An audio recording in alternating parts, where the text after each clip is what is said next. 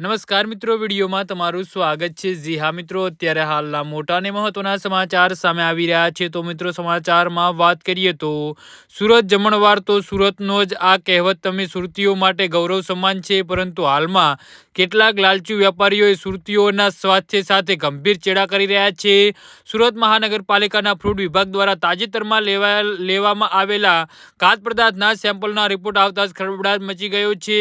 રંગવાળો ગોળ અને ફેટ વગરનું દહીં પાલિકાના ફૂડ ઇન્સ્પેક્ટર દ્વારા શહેરના વિવિધ વિસ્તારોમાંથી ગોળ, ઘી અને દહીંના નમૂના લેવાયા હતા।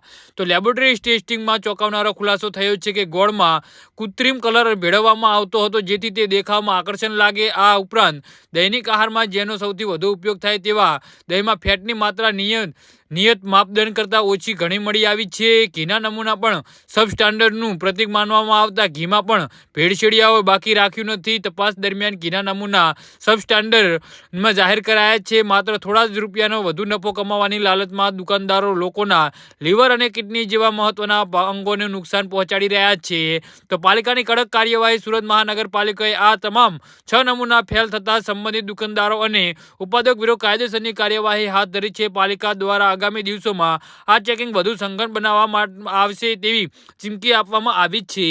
જી હા મિત્રો, તો આના વિશે તમારું શું કહેવું છે તો નીચે અમારી કમેન્ટ બોક્સમાં જરૂરથી જણાવજો। ધન્યવાદ।